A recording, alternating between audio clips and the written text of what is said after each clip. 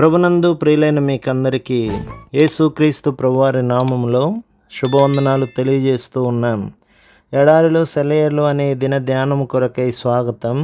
July 18. తన ఎడల యథార్థ హృదయము గల వారిని బలపరచుటకై యెహోవా కనుదృష్టి లోకమందంతట సంచారము చేయుచున్నది. దినవృత్తాంతముల 2వ గ్రంథం 16వ అధ్యాయం 9వ వచనం. తన మీద మనసంతా నిలుపుకొని తన మాటల్ని నమ్మకంతో అనుసరించే స్త్రీ పురుషుల కోసం దేవుడు వెతుకుతున్నాడు. ఆత్మల ద్వారా గొప్ప పనులు చేయాలని ఇంతకు ముందెన్నడూ లేనంతగా ఆయన తహతహలాడుతున్నాడు. శతాబ్దాల గడియారం ఇక చివరి గంట కొట్టబోతున్నది. నిజంగా నిష్టగల హృదయం సహాయంతో దేవుడు ఎన్నెన్ని పనులు చేయించగలడో ఇంకా ప్రపంచం చూడలేదు.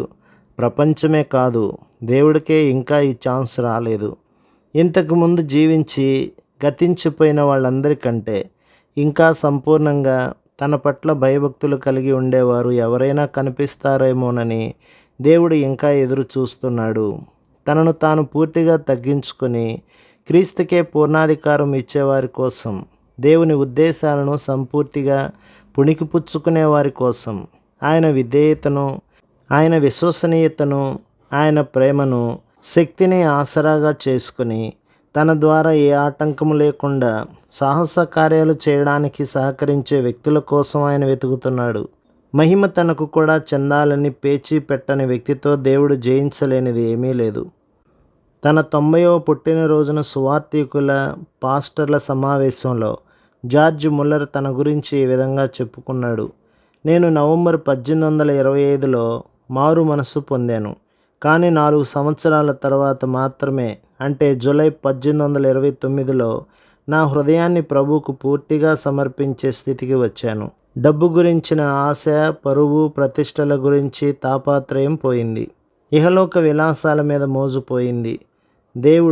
కేవలం దేవుడే నాకు సమస్తమయ్యాడు.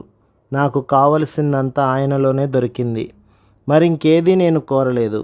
దేవుని కృప వల్ల ఆ తృప్తి అలాగే ఇప్పటిదాకా ఉండిపోయింది. నన్ను పరమానంద భరితుడిగా ఉంచింది. దేవునికి సంబంధించిన విషయాల గురించే పట్టించుకోవడానికి నాకు సహాయం చేసింది. నా ప్రియ సహోదరులారా, మిమ్మల్ని ప్రేమతో అడుగుతున్నాను, దేవునికి మీ హృదయాలు పూర్తిగా అప్పచెప్పారా? లేక ఆ విషయము ఈ విషయము దేవునితో నిమిత్తం లేకుండా మీ మనసులో ఇంకా ఉన్నాయా? నేను అంతకు ముందు కొంత మట్టుకు బైబిల్ చదివేవాడిని, కానీ ఇతర పుస్తకాలు ఇంకా ఇష్టంగా చదివేవాడిని.